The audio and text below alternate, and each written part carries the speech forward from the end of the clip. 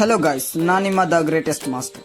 ನಾನಿವತ್ತು ಸ್ವಾತಂತ್ರ್ಯ ದಿನದಂದು ಭಾಷಣ ಮಾಡುವುದಾದರೆ ಯಾವ ರೀತಿಯಲ್ಲಿ ಪೀಠಿಕೆಯನ್ನು ಹೇಳಬೇಕು ಅಂತ ಹೇಳಿ ಈ ವಿಡಿಯೋದಲ್ಲಿ ಹೇಳ್ತೇನೆ. ಜನನೀ ಜನ್ಮಭೂಮಿಶ್ಚ ಸ್ವರ್ಗಾದಪಿ ಗರಿಯಸ್ಸೈ, ಹೆತ್ತ ತಾಯಿ ಹೊತ್ತ ನಾಡು ಸ್ವರ್ಗಕ್ಕಿಂತ ಮಿಗಿಲು ಎಂಬ ಮಾತನ್ನ ಈ ಸಂದರ್ಭದಲ್ಲಿ ಸ್ಮರಿಸುತ್ತಾ ನನ್ನ ಭಾಷಣವನ್ನ ಪ್ರಾರಂಭಿಸುತ್ತಿದ್ದೇನೆ. ನಮಗೆಲ್ಲರಿಗೂ ಗೊತ್ತು, ಈ ಭೂಮಿ ಅಂತ ಹೇಳುವಂಥದ್ದು ಬಹಳ ವಿಶಿಷ್ಟವಾದ ಹಾಗೂ ವಿಸ್ಮಯಕಾರಿಯಾದಂತಹ ವಸ್ತು. ಅದೆಷ್ಟೋ ಪ್ರಾಣಿ ಪಕ್ಷಿಗಳ ತವರ್ಮನೆ, ಸಸ್ಯಗಳ ತವರ್ಮನೆಯೂ ಹೌದು.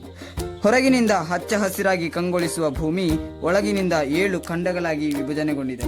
ಅದರಲ್ಲಿ ಬಹುದೊಡ್ಡ ಖಂಡ ಅಂತ ಹೇಳಿದ್ರೆ ಅದು ಏಷ್ಯಾ ಖಂಡ.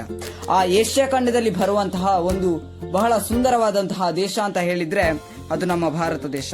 ಭಾರತ ನಮಗೆಲ್ಲರಿಗೂ ಗೊತ್ತು, ಭಾರತ ದೇಶ ಅಂತ ಹೇಳುವಂಥದ್ದು ಸಂಸ್ಕೃತಿಯಲ್ಲಿ ಗುರುತಿಸಿಕೊಂಡಿರುವಂತಹ ದೇಶ. ನಮ್ಮ ಸಂಸ್ಕೃತಿ ಬಹಳ ಅರ್ಥಪೂರ್ಣ ಹಾಗೆಯೇ ಅಮೂಲ್ಯವಾದದ್ದು.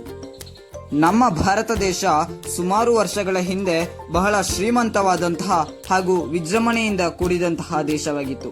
ಅದೆಷ್ಟೋ ಸ್ಮಾರಕಗಳನ್ನು ನಾವು ಈಗ ಉದಾಹರಣೆಯಾಗಿ ನೋಡಬಹುದು.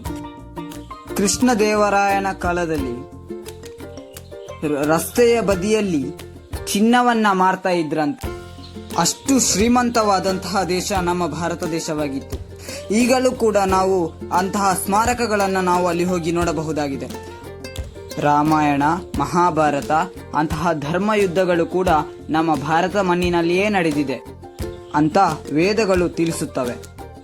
ಗಂಗೋತ್ರಿ, ಬ್ರಹ್ಮಪುತ್ರ, ಗೋದಾವರಿ ಮುಂತಾದ ಪುಣ್ಯ ನದಿಗಳು ಕೂಡ ನಮ್ಮ ಭಾರತದ ಮಣ್ಣಿನಲ್ಲಿಯೇ ಹರಿಯುತ್ತವೆ. ಅದೇ ರೀತಿ ಅತಿ ಹೆಚ್ಚು ಲಿಂಬೆಹಣ್ಣು ಮತ್ತು ಬಾಳೆಹಣ್ಣನ್ನ ಬೆಳೆಯುವಂತಹ ದೇಶ ನಮ್ಮ ಭಾರತ ದೇಶ. Thank you for watching.